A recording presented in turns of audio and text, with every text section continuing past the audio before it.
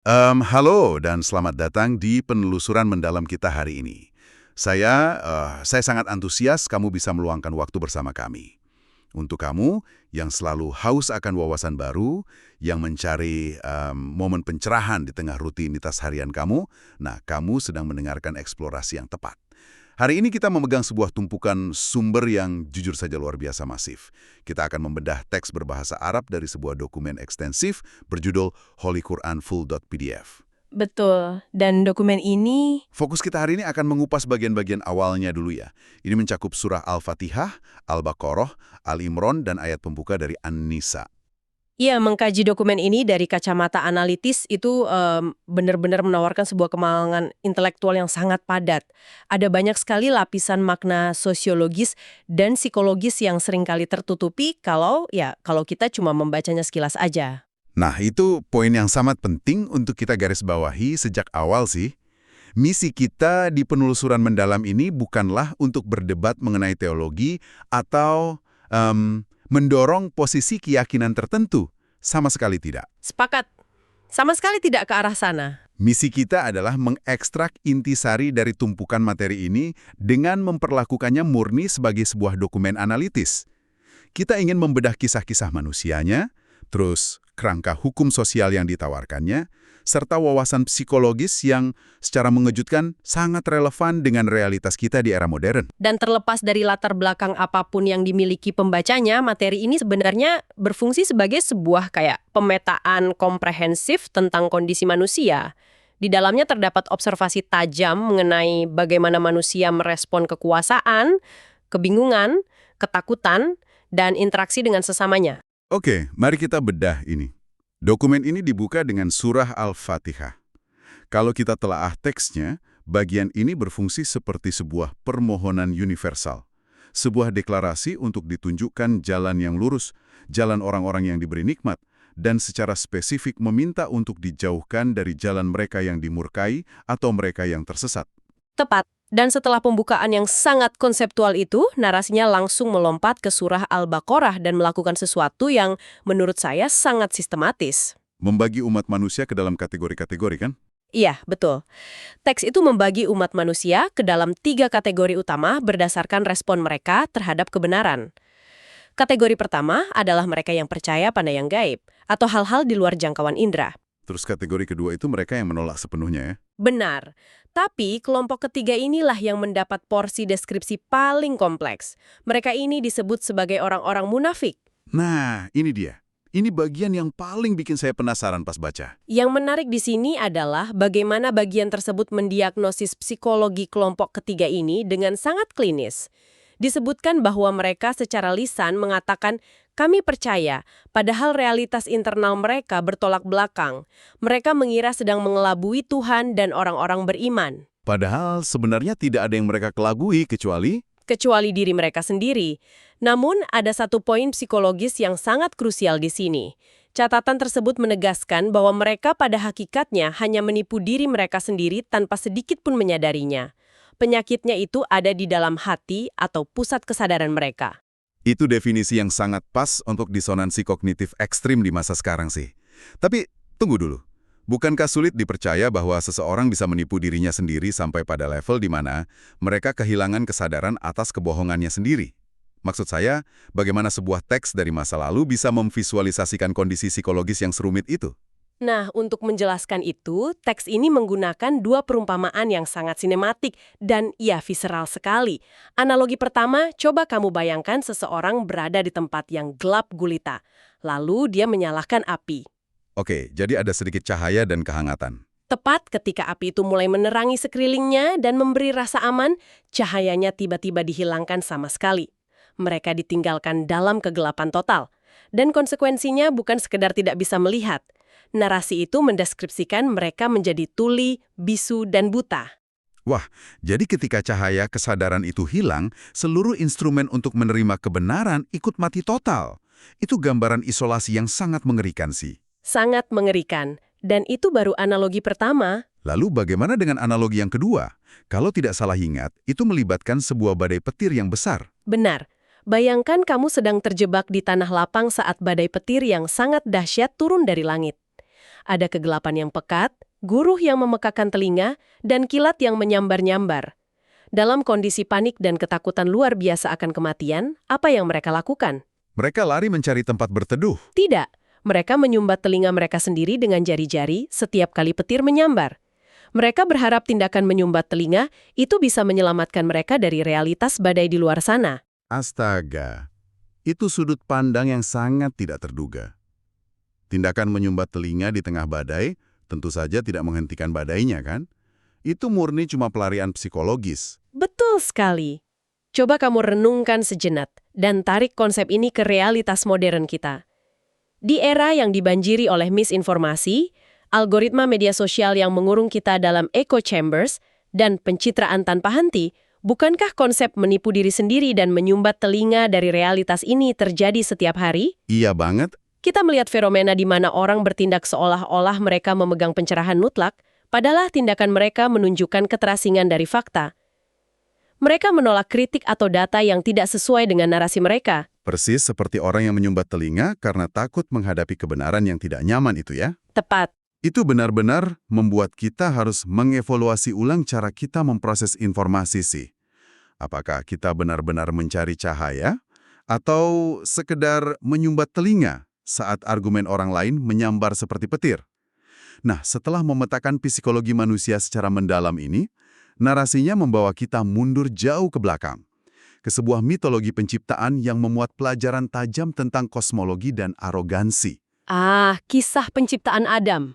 Ya, ada sebuah dialog yang sangat memikat ketika Tuhan mengumumkan kepada para malaikat tentang rencana menempatkan seorang wakil atau khalifah di bumi, yaitu Adam. Dialog tersebut memperlihatkan skeptisisme analitis dari entitas sekelas malaikat. Mereka bertanya secara logis, mengapa menciptakan makhluk yang rekam jejaknya atau potensinya hanya akan membuat kerusakan dan menumpahkan darah di bumi? Pertanyaan yang sangat valid sebenarnya kalau kita melihat sejarah manusia. Melainkan sebuah pernyataan otoritas. Aku mengetahui apa yang tidak kalian ketahui. Dan yang menjadi bukti validasi atas manusia ini sangat menarik. Tuhan tidak membeli Adam kekuatan fisik atau senjata yang hebat, melainkan mengajari Adam nama-nama segala sesuatu. Kemampuan linguistik dan konseptual. Jadi, kapasitas intelektual untuk belajar, mengkategorikan, dan memberi nama pada realitas adalah argumen utama mengapa manusia layak berada di bumi. Tepat sekali. Kapasitas intelektual itulah anugerah pembedanya. Namun narasi ini segera bergeser ke momen kejatuhan yang menjadi paradoks dari intelektualitas tersebut. Saat entitas-entitas di alam semesta diperintahkan untuk bersujud kepada Adam sebagai bentuk penghormatan, ada satu entitas yang menolak secara terang-terangan, iblis. Dan alasannya dicatat dengan sangat eksplisit kan. Dia menolak bukan karena dia bodoh atau kurang informasi. Sama sekali bukan. Dia enggan semata-mata karena kesombongan. Dia merasa material penciptaannya, yaitu api, lebih superior daripada tanah. Jadi, kejatuhan pertama di alam semesta justru dipicu oleh arogansi berbasis asal-usul, bukan karena ketidaktahuan. Itu fondasi yang sangat kuat tentang bahayanya merasa lebih baik dari yang lain.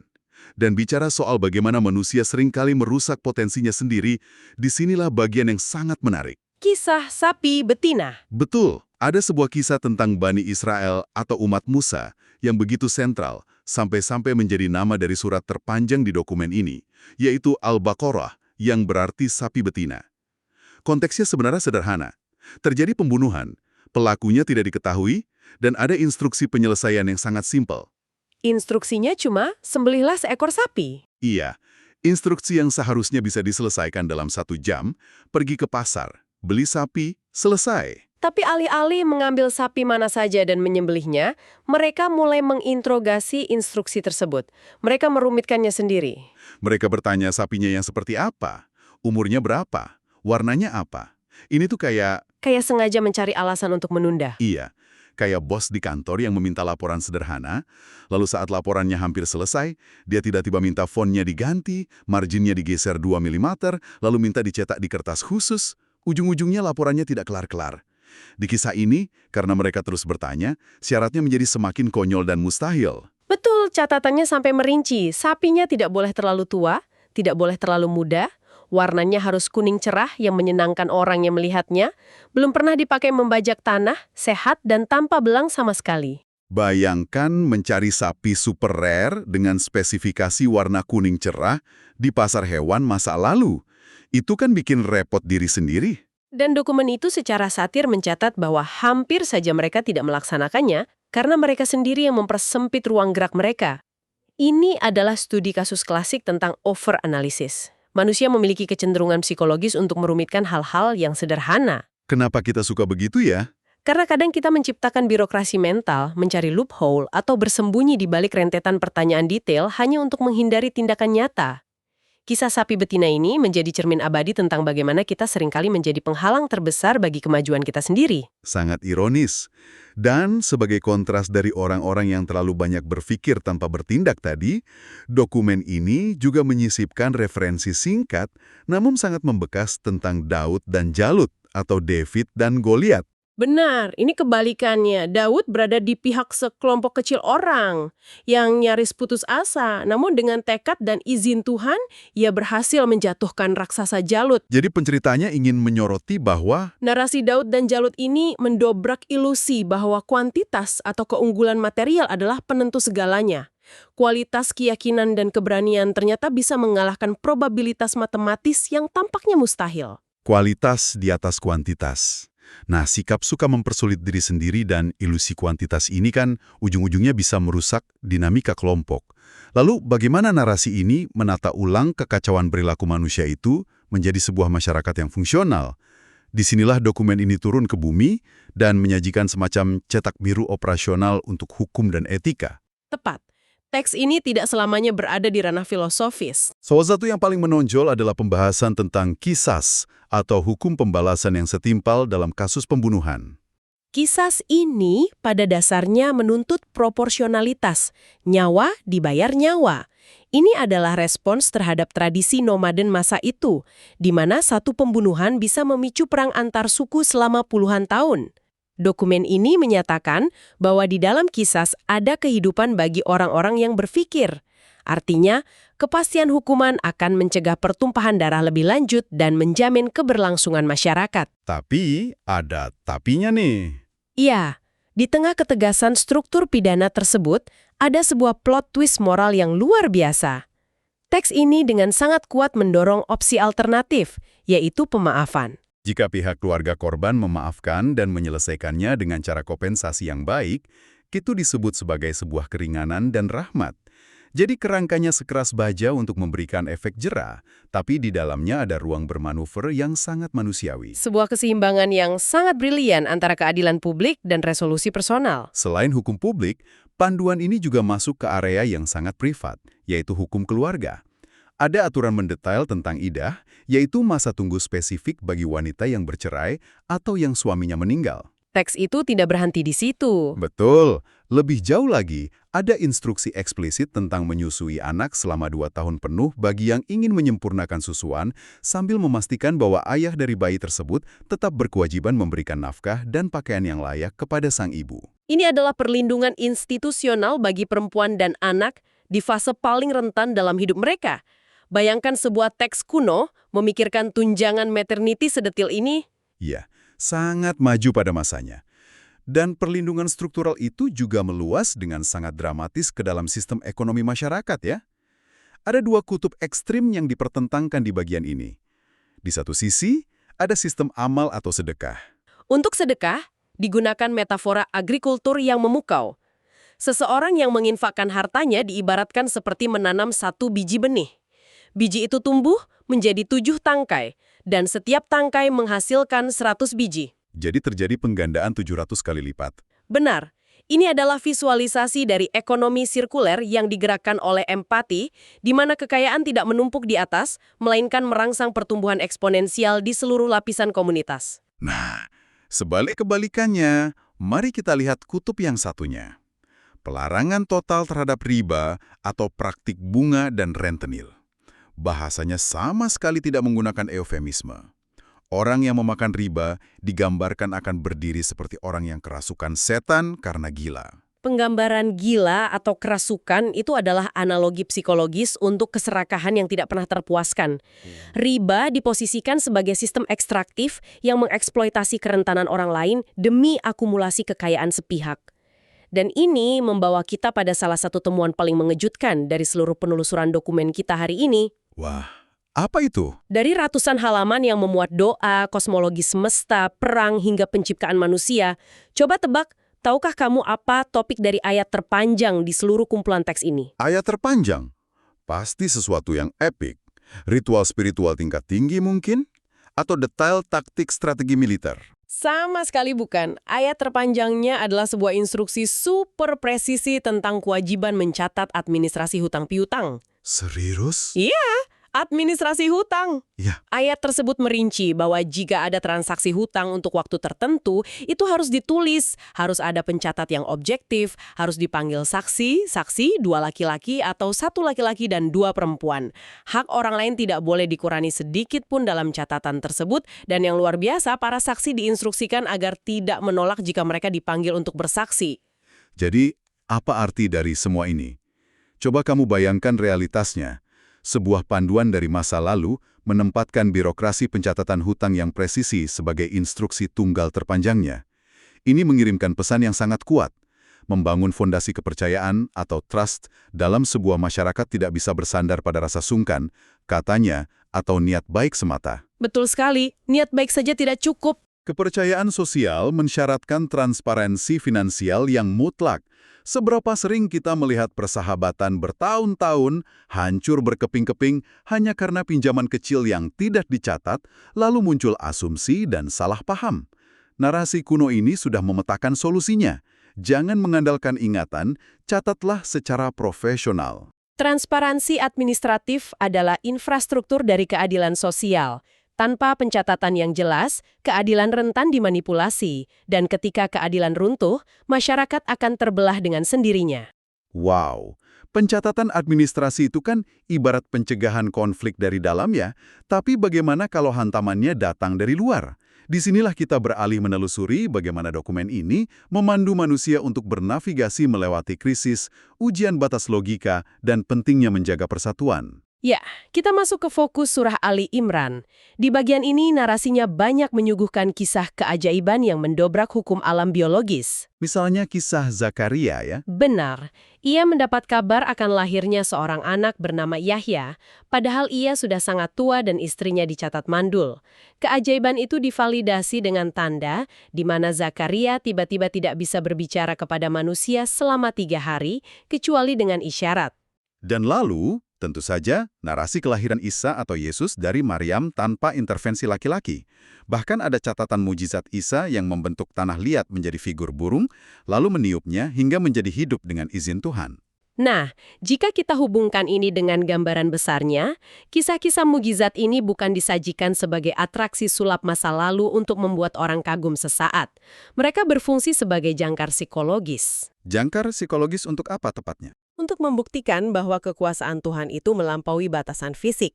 Konsep ini sebelumnya sudah dideklarasikan secara epik dalam teks yang dikenal sebagai ayat Al-Kursi, yang menyatakan bahwa otoritas Tuhan menguasai langit dan bumi, dan secara spesifik ditekankan bahwa Tuhan tidak pernah dilanda kantuk dan tidak pernah tidur.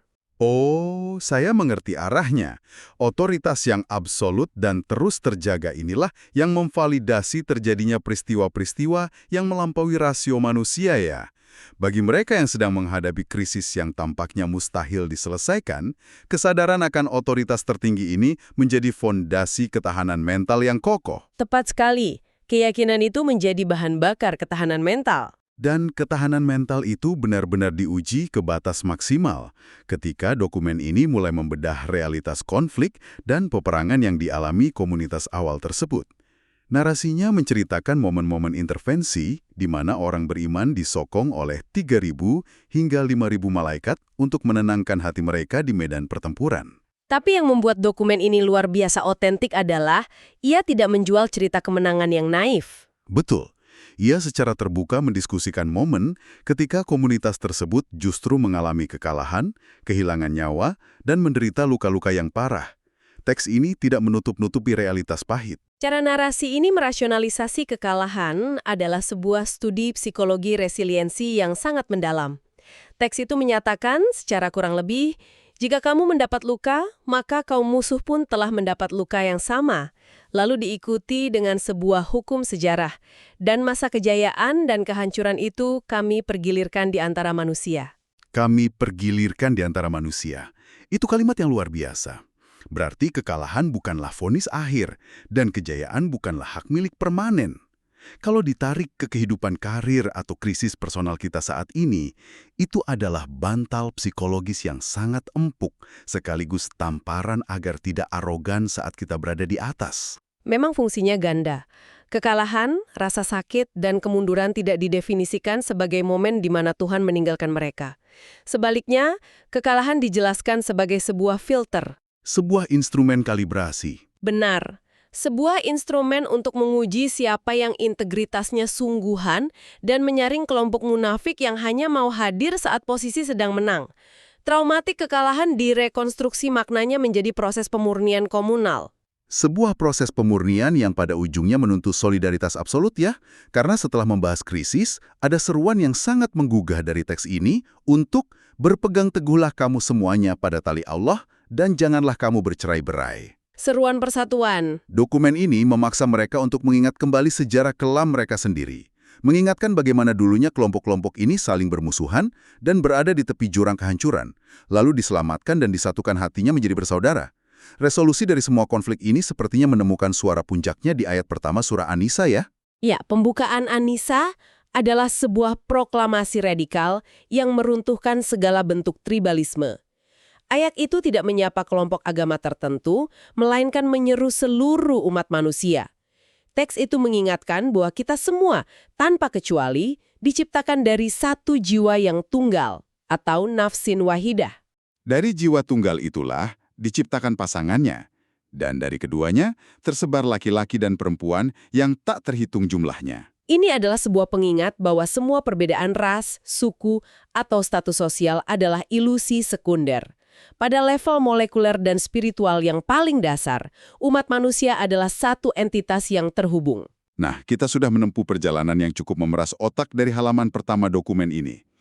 Saat kita merangkum tumpukan sumber kita hari ini, menjadi sangat jelas bahwa materi ini jauh melampaui sekedar kumpulan dogma yang kaku.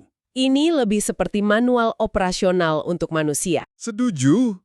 Ini adalah panduan bertahan hidup yang memetakan tata letak psikologis manusia secara utuh. Ia memperingatkan kita tentang jebakan mematikan dari kesombongan, menertawakan kecenderungan kita yang suka mempersulit hal sederhana lewat kisah sapi betina, menata perlindungan institusional bagi perempuan, hingga merumuskan fondasi masyarakat lewat ayat terpanjang tentang transparansi hutang piutang.